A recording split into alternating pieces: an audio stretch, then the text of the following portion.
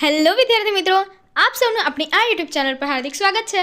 આજે હું લઈને આવી છું ધોરણ 8 વિષય વિજ્ઞાન પાઠ 10 ધ્વનિના સંપૂર્ણ સ્વાધ્યાયનું સોલ્યુશન। તો ચાલો આપણે આગળ વધીએ, પરંતુ તે પહેલાં જો તમે આપણી આ યુટ્યુબ ચેનલને લાઇક, શેર અને સબસ્ક્રાઇબ ન કરી હોય તો જરૂરથી કરી દેજો। ધોરણ 8 વિજ્ઞાન એનસીઈઆરટી મુજબ પાઠ 10 ધ્વનિ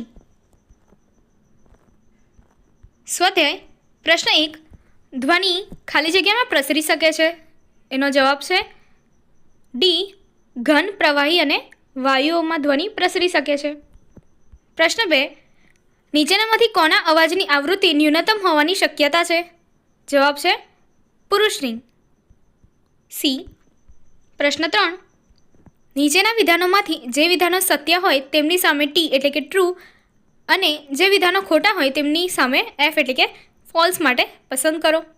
તો ચાલો જોઈએ। અહીં આપણને આપેલું છે પહેલું વિધાન, ધ્વનિ શૂન્યાવકાશમાં પ્રસરી શકતો નથી। તો એનો ઉત્તર છે, એનો જવાબ શું છે? ટ્રુ છે એટલે કે સાચું છે, એટલા માટે આપણે ટી લખશું। બીજું, કંપન કરતી વસ્તુના 1 સેકન્ડમાં થતા દોલનોની સંખ્યાને તેનો આવર્તકાળ કહે છે। તો શું છે વાક્ય? ખોટું છે, એટલા માટે આપણે શું લીધો છે? એફ લીધો છે। પ્રશ્ન 3, જો કંપનનો કંપવિસ્તાર મોટો હોય તો ધ્વનિ દુર્બળ હોય છે। તો આ વાક્ય શું છે? ખોટું છે, એટલા માટે આપણે શું કર્યું છે? એફ લીધો છે। પ્રશ્ન 4, મનુષ્યના કાન માટે શ્રવણીય રેન્જ 20 હર્ટ્ઝથી 20,000 હર્ટ્ઝ હોય છે। તો આ વાક્ય શું છે? સાચું છે, એટલે કે ટી આવશે। ત્યારબાદ પ્રશ્ન 5, જેમ કંપનની આવૃત્તિ ઓછી તેમ પીચ વધારે। તો આ વાક્ય શું છે? ખોટું છે, એટલે આપણે એફ લખીશું। ત્યારબાદ પ્રશ્ન 6, અનિચ્છનીય કે અરુચિકર ધ્વનિ સંગીત તરીકે ઓળખાય છે। તો વાક્ય શું છે? ખોટું છે, એટલા માટે શું આવશે? એફ। પ્રશ્ન 7, ધ્વનિ પ્રદૂષણ આંશિક શ્રવણ અશક્તતા ઉત્પન્ન કરી શકે છે। વાક્ય શું છે? સાચું છે, એટલા માટે ટી। પ્રશ્ન 4, યોગ્ય શબ્દો વડે ખાલી જગ્યા પૂરો। પ્રશ્ન 1, એક દોલન પૂરું કરવા વસ્તુને લાગતા સમયને શું કહે છે? આવર્તકાળ કહે છે। પ્રશ્ન 2, પ્રબળતા કંપનની ખાલી જગ્યાથી નક્કી થાય છે। શેનાથી નક્કી થાય છે? કંપ વિસ્તારથી। પ્રશ્ન 3, આવૃત્તિનો એકમ ખાલી જગ્યા છે, તો આવૃત્તિનો એકમ શું છે? હર્ટ્ઝ છે। શું છે? હર્ટ્ઝ છે। પ્રશ્ન 4, અનિચ્છનીય ધ્વનિને ખાલી જગ્યા કહે છે? ઘોંઘાટ। પ્રશ્ન 5, કંપનની ખાલી જગ્યાથી ધ્વનિનું તીણાપણું નક્કી થાય છે। તો કે આન્સર છે આવૃત્તિથી। પ્રશ્ન 5, એક પ્રશ્ન આપ્યો છે, તો ચાલો જોઈએ। એક લોલક 4 સેકન્ડમાં 40 વાર દોલન કરે છે, તેનો આવર્તકાળ અને આવૃત્તિ શોધો। તો અહીંયા આવર્તકાળ માટે આપણે શું કીધું છે? તો કે એક દોલન પૂર્ણ કરવા માટે લાગતો સમય, કે જેને શું કહેવાય છે? આવર્તકાળ કહેવાય છે। અને અહીંયા આપણને દોલનો આપ્યા છે, કેટલા? તો કે એક લોલક શું છે? 4 સેકન્ડમાં, ઓકે, 4 સેકન્ડમાં 40 વાર દોલન કરે છે। તો આપણે લખશું, તો કે આપણે પહેલાં શું લખશું? દોલનોની સંખ્યા, અને ત્યારબાદ અહીંયા શું આપેલો છે? સમય આપેલો છે। તો કે 4 સેકન્ડમાં 40 વાર કરે છે, તો એક દોલનની સંખ્યા, એક દોલન માટે એને લાગતો સમય કેટલો હશે? તો ચાલો જોઈએ। તો અહીંયા આપણને સૂત્ર પ્રમાણે લખ્યું છે કે આપણે સમય શોધવાનો છે। સમય એટલે કે ટાઈમ, તો આપણે ટી જે છે એને કરતા કરેલો છે। અહીંયા જે ટી હશે, બરાબર છે, એને કરતા કર્યો છે, અને 4 સેકન્ડ અને આ એક દોલનને ગુણાકારમાં લીધા છે, અને આ 40 વડે એને ભાગાકારમાં લીધા છે, કે જે અહીંયા દર્શાવેલું છે। તો જોઈએ, તો આન્સર આપણને શું મળશે? અહીંયા 4 એકા 4 અને નીચે શું આવશે? 40। તો અહીંયા શું થશે? 4 એકા 4 અને 4 દાન 40। તો શું થશે? 4 4 ઉડી જશે, અને આપણને શું જવાબ મળશે? 1/10, કે જેને 0.1 સેકન્ડ કહેવાય છે। હવે આવૃત્તિ માટેની સંજ્ઞા આપણને અહીંયા દર્શાવેલી છે। તો આવૃત્તિ શું છે? તો કે 1 સેકન્ડમાં થતા દોલનોની સંખ્યા, એને શું કહેવાય છે? આવૃત્તિ કહેવાય છે। તો એની માટે જોઈએ છે આવૃત્તિ માટે, તો કે દોલનોની સંખ્યા અને છેદમાં શું લીધો છે? એની માટેનો સમય લીધો છે, અને અહીંયા આપણને સમય સેકન્ડમાં આપેલો છે। તો દોલનોની સંખ્યા કેટલી આપી હતી આપણને? 40 અને કેટલી સેકન્ડમાં હતી? 4 સેકન્ડમાં. તો 40 ભાગ્યા 4 તો શું મળશે આન્સર? 10 હર્ટ્ઝ. અને આવૃત્તિનો એકમ શું છે? હર્ટ્ઝ છે, એટલા માટે આપણને પાછળ એકમ લખેલો છે. પ્રશ્ન 6. જ્યારે મચ્છરની પોતાની પાંખો 500 કંપન પ્રતિ સેકન્ડના સરેરાશ દરથી કંપન કરે ત્યારે મચ્છર દ્વારા ધ્વનિ ઉત્પન્ન થાય છે. તો કંપનનો આવર્તકાળ કેટલો હોય? ચાલો જોઈએ. અહીં મચ્છરની પાંખોની આવૃત્તિ 500 કંપન આપ્યા છે પ્રતિ સેકન્ડ પર. ઓકે, એટલે શું આવશે? તો કે 500 હર્ટ્ઝ આપેલા છે એમ કહેવાશે, કારણ કે હર્ટ્ઝ એ શું છે? આવૃત્તિનો એકમ છે. હવે 500 કંપન કરવા માટે લાગતો સમય કેટલો આપણને આપ્યો છે? 500 કંપન માટે 1 સેકન્ડ આપેલો છે, કે પ્રતિ સેકન્ડ શું થાય છે? 500 કંપન થાય છે. તો માટે 1 કંપન કરવા માટે લાગતો સમય, તો અહીં આપણે શું કરી દીધું છે? એની માટે આવર્તકાળ શોધીએ છીએ. તો આવર્તકાળ t માટે પ્રતિ સેકન્ડે એટલે કે 1/500 સેકન્ડ લીધા છે, કે જેનો ભાગાકાર કરતાં આપણને 0.002 સેકન્ડ મળે છે. એ શું મળે છે? એનો આવર્તકાળ મળે છે. પ્રશ્ન 7. નીચેના વાદ્યોમાં ધ્વનિ ઉત્પન્ન કરવા જે ભાગ કંપિત થાય છે તેને ઓળખો.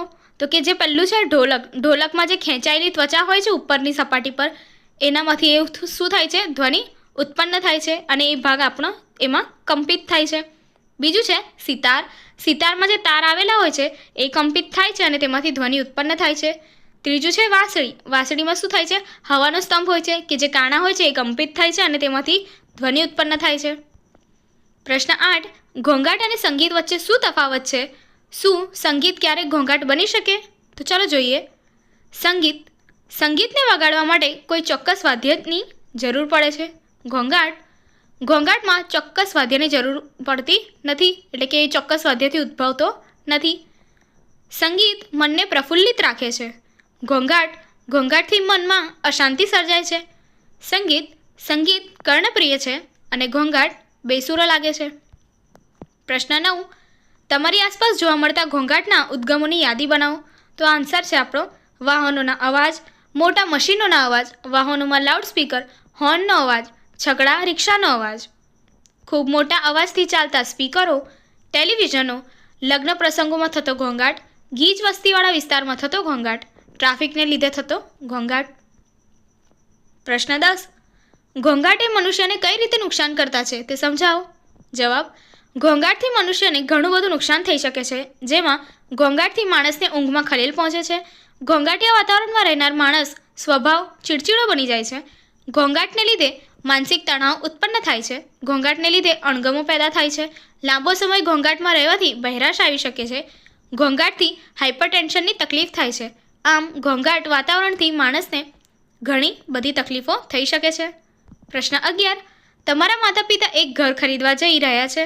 તેમને એક ઘર રસ્તાના કિનારે અને બીજું રસ્તાથી 3 ગલી છોડીને આપવાનો પ્રસ્તાવ કરવામાં આવ્યો છે. તમે તમારા માતા પિતાને કયું ઘર ખરીદવાની સલાહ આપશો? તમારો જવાબ સમજાવો. જવાબ. રસ્તાની બાજુમાં આવેલ ઘરને લીધે થતા ગેરફાયદા. વાહનોની ગતિના કારણે થતું ધૂળ અને ધુમાડિયું વાતાવરણ. વાહનો ટ્રાફિકને કારણે ઉદ્ભવતો ઘોંઘાટ. આ બધા કારણોને લીધે હું મારા માતા પિતાને 3 ગલી છોડીને ઘર ખરીદવાનું જણાવીશ, જેથી કરીને પરિવારના દરેક સભ્યના સ્વાસ્થ્યની સુરક્ષા અને મનની શાંતિ જળવાઈ રહે. પ્રશ્ન 12.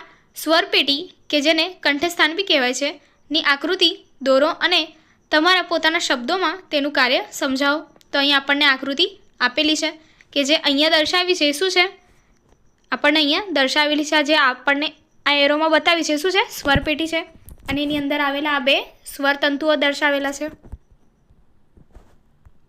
હવે જોઈએ. મનુષ્યોમાં સ્વરપેટી કે કંઠસ્થાનમાંથી ધ્વનિ ઉત્પન્ન થાય છે. સ્વરપેટી શ્વાસનળીના ઉપલા છેડા પર હોય છે. 2 સ્વરતંતુઓ સ્વરપેટી અથવા કંઠસ્થાનથી એવી રીતે ખેંચાયેલા હોય છે કે જેથી એક સાંકડી તિરાડ, જેને સ્લિટ કહે છે, હવાની અવરજવર માટે બંનેની વચ્ચે રહે છે. જ્યારે ફેફસા તિરાડ દ્વારા હવા ધકેલે છે ત્યારે સ્વરતંતુઓ કંપન અનુભવે છે અને ધ્વનિ ઉત્પન્ન થાય છે. સ્વરતંતુ સાથે જોડાયેલા સ્નાયુઓ તંતુઓને ચુસ્ત કે ઢીલા રાખવામાં મદદ કરે છે. જ્યારે સ્વરતંતુઓ ચુસ્ત અને પાતળા હોય ત્યારે અને જ્યારે સ્વરતંતુઓ ઢીલા અને જાડા હોય ત્યારે અવાજનો પ્રકાર અને ગુણવત્તા જુદા જુદા હોય છે. પ્રશ્ન 13. આકાશમાં વીજળી અને મેઘગર્જના એક જ સમયે અને આપણાથી સમાન અંતરે થાય છે. આપણને વીજળી પહેલાં દેખાય છે અને મેઘગર્જના પછી સંભળાય છે. તમે સમજાવી શકો છો શા માટે? તો ચાલો જોઈએ.